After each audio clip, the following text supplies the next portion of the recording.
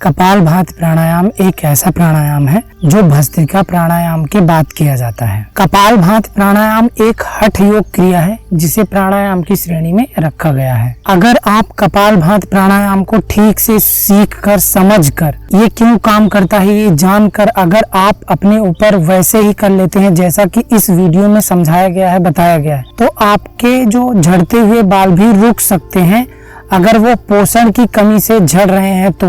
लेकिन ये वीडियो आपको छोड़ना नहीं है। क्यों काम करेगा, कैसे काम करेगा, ये सब देखने के बाद ही आगे बढ़े। बालों के लिए मैंने ये जो स्क्रीन पर वीडियो बनाई है, इतनी जानकारी हासिल कर लें आप, क्योंकि जब तक आपको ये जानकारी नहीं रहेगी कि बाल बनते कैसे और झड़ते क्यों हैं, तब तक आप कुछ भी कर लीजिए, आपके बाल झड़ना नहीं बंद होंगे। लेकिन जब आप ये समझ लेते हैं कि बाल बनते कैसे और झड़ते क्यों हैं, जैसा कि मैंने जो वीडियो आपके स्क्रीन पर दिख रही है उसमें बताया है, समझाया है कि बाल बनते कैसे और झड़ते क्यों। क्योंकि मेरे बाबा जो थे वो इस जो बाल झड़ने की बीमारी उससे ग्रसित थे और मेरे पापा भी हैं। मेरे पापा के भी कोई बाल नहीं है, लेकिन जो बीमारी मेरे पापा को थी वो मुझे भी आई, पर मैं बच गया। इसको बचने के लिए मैंने क्या क्या किया सब इस वीडियो में, उसका पूरा अनुभव मैंने अपना अनुभव बताया है। और जो वीडियो आपको दिख रही है इसमें बताया है कि मैं इस बीमारी से कैसे बचा। तो आप ये दोनों वीडियो जरूर देखें अगर आप बालों के लिए प्राणायाम करना चाहते हैं। तो आप प्राणायाम करेंगे तभी काम करेगा। जब आप ये सब जानकारी इस वीडियो को देखकर ले लेंगे तब काम करेगा। अगर आप ठीक से सीखकर समझकर कपालभाति प्राणायाम करेंगे, साथ में ये जानकारी भी रखेंगे, तो आपके झड़े हुए बाल भी अवश्य आएंगे। कपालभाति प्राणायाम क्यों काम करेगा मैं पहले ही बता देता हूँ। क्यों काम करेगा, इसलिए काम करेगा क्योंकि कपालभाति प्राणायाम पाचन तंत्र पर असरदार होता है। जब पाचन तंत्र पर होता है तो पाचन तंत्र अच्छा होता है। तो जो भी आप खाते पीते हैं उससे जो मिलता है वो खून में पहुँचता है और खून से होते हुए बाल तक पहुँचता है। इसलिए कपालभाति बालों के लिए बहुत अच्छा प्राणायाम है। कपालभाति प्राणायाम पेट के लिए यानी पाचन तंत्र के लिए एक प्राणायाम है जिसे अगर आप करते हैं नियमित रूप से तो आपको जो बीमारियां होने वाली हैं वो सब बीमारियां कम हो जाएंगी, क्योंकि हर बीमारी पेट से ही उत्पन्न होती है। जब पेट खराब होता है तो कई तरह की बीमारियां उत्पन्न होने लगती हैं हमारे शरीर में।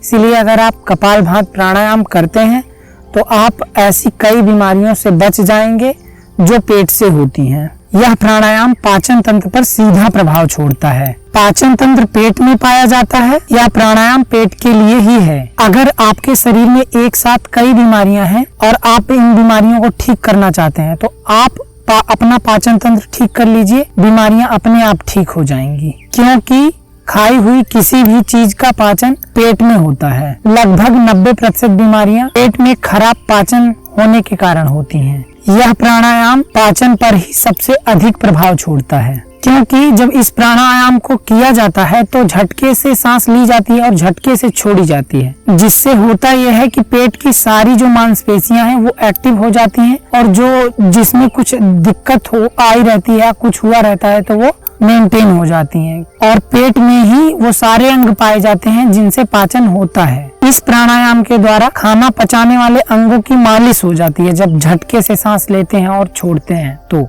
झटके से जब सांस लेते और छोड़ते हैं तो उनमें खून का प्रवाह भी ज्यादा होने लगता है। यह प्राणायाम करने से आंतों में जितनी भी विषैली चीजें जमा हुई होती हैं सब बाहर हो जाती हैं, क्योंकि आजकल हम जो भी खा रहे हैं उन सब में या तो उसमें केमिकल मिला है या तो अगर उसे पैदा भी किया जा रहा है उसको पैदा करने में केमिकल की मदद ली जा रही है, रासायनिक खादों की मदद ली जा रही है। कोई भी गोबर खाद का प्रयोग नहीं कर रहा है, उर्वरक खादों का प्रयोग कोई भी किसान नहीं कर रहा है और कर भी रहा है तो बहुत कम है। सभी किसान ऐसा नहीं है कि नहीं कर रहे हैं, कोई करता है पर वो सबके पास तक नहीं पहुंच पाती। अगर आप इस प्राणायाम को करते हैं तो आपको अगर भूख नहीं लगती है तो भूख एकदम से ही लगने लगेगी। इस पर भूख पर तो ये चमत्कारिक फायदा करता है, एकदम से ही असर करता है। ये तो हो गए कपालभाति करने के लाभ कि क्या क्या लाभ मिलेंगे। अब समझ लीजिए कि ये प्राणायाम कब कब करना चाहिए, कब कब नहीं करना चाहिए। पहली बात तो इस प्राणायाम को खाना खाने के तुरंत बाद बिल्कुल नहीं करना चाहिए, क्योंकि पेट भरा होता है। पेट भरने से जो फायदा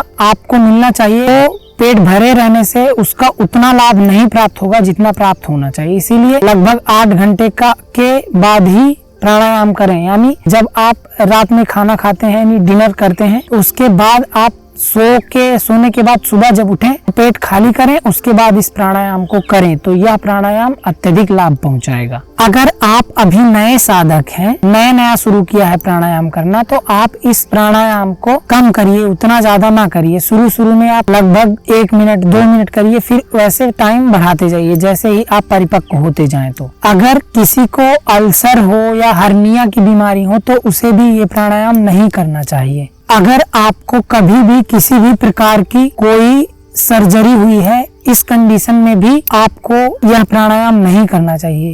ये तो हो गया कि इनको करने के लिए किसको किसको करना चाहिए सावधानियां। अब आप समझ लीजिए कि इसको किया कैसे जाएगा। तो सबसे पहले आप अपने शारीरिक हिसाब से किसी भी स्थिति में बैठ जाइए जिसमें रीढ़ की हड्डी सीधी रहना बहुत जरूरी है। आप ऐसे बैठे जिसमें रीढ़ की हड्डी पूरा सीधी हो। बैठने के बाद आप अपने हाथ को किसी भी मुद्रा में रख सकते हैं, ज्ञान मुद्रा या कोई भी मुद्रा। मुद्राएं कितनी होती हैं, कौन सी मुद्रा करने से क्या लाभ प्राप्त होता है, इसके लिए अलग से वीडियो आएगी। चैनल को सब्सक्राइब करके बेल आइकन प्रेस करके रखिए ताकि जैसे ही वीडियो आए तो आपको पता चल सके। जब आप बैठ गए हो आसन में, आपकी रीढ़ की हड्डी सीधी हो चुकी है और आपने हाथों को किसी न किसी मुद्रा में रख लिया है। मैंने ज्ञान मुद्रा में रखा है, इसे ज्ञान मुद्रा कहते हैं। अब आप उस स्थिति में पहुंच गए हैं जब आप ये प्राणायाम करना शुरू कर सकते। कपाल भाती प्राणायाम करने के लिए आपको बच्चों की तरह सांस लेना पड़ेगा जिसमें पेट फूलता है, जैसे सांस भरते हुए पेट फूलता है। आप महसूस कीजिए कि आपका पेट सांस लेते हुए फूलता है, पूरा ये बाहर की तरफ आता है। जैसे मैंने लिया, ये पेट फूलेगा। अब उसके बाद जैसे ही आप झटके से छोड़ेंगे, लेने के बाद फिर लेंगे, ऐसे झटके से लेंगे और झटके से छोड़ेंगे, ऐसे। ये प्रक्रिया आप अपने सामर्थ्य के अनुसार करते रहें। यही प्रक्रिया आप अपने सामर्थ्य के अनुसार करते रहें और जितनी गति से कर सकते हैं, जितना सांस भर सकते हो उतना ही सांस भरें। कोई जबरदस्ती ना करें और ध्यान दें कि पेट हमेशा बाहर की तरफ आए। जैसे सांस लेने पर ये पेट आपका फूला हुआ होना चाहिए, ऐसे पेट भरे ताकि फेफड़े को ज्यादा फूलने का मौका मिल सके, उसे ज्यादा जगह मिल सके। मांसपेशियों जिसमें भरेगा तो वो अपना आयतन बढ़ाएगा, तो उसको जब ज्यादा जगह मिलेगी तो उसमें एक फेफड़े के एक जगह तक, छोटी से छोटी जगह तक ऑक्सीजन पहुंच पाएगा। शुरुआत में इसे ज्यादा समय तक ना करें क्योंकि चक्कर आ सकता है अगर आप नए साधक हैं तो। शुरुआत में आप 30 सेकेंड, 1 मिनट, 2 मिनट, फिर ऐसे ही जैसे जैसे आप परिपक्व होते जाएं वैसे वैसे इस आसन को करने का समय बढ़ा सकते हैं। अब आप समझ लीजिए कि ये प्राणायाम किसी नहीं करना चाहिए। ये प्राणायाम गर्भवती महिलाओं को नहीं करना चाहिए, जिनको उच्च रक्तचाप यानी हाई बीपी है या हृदय की कोई बीमारी है उसे नहीं करना चाहिए, अल्सर या हर्निया वालों को नहीं करना चाहिए ये प्राणायाम। तो ये तो हो गई सावधानियां और किसे करना चाहिए किसे नहीं करना चाहिए। अगर आप ये वीडियो अभी तक देख रहे हैं तो मैं प्रार्थना करूंगा कि आप इस वीडियो में दी गई जानकारी से जो भी लाभ प्राप्त करना चाहते हैं वो लाभ आपको अवश्य प्राप्त हो। अब आपको अगर सीखना है कि सूर्य भेदन प्राणायाम किया जाता है, कैसे किया जाता है, इसे अच्छे से सीख के समझ कर करना चाहते हैं, जिसका बहुत फायदा होता है एक जीवन पर, एक स्वास्थ्य पर, एक मनुष्य, जिसका मनुष्य के स्वास्थ्य पर बहुत अधिक लाभ होता है। अगर आप सूर्य भेदन प्राणायाम सीखना चाहते हैं तो वीडियो ये रही, अवश्य सीखें। धन्यवाद, नमस्कार।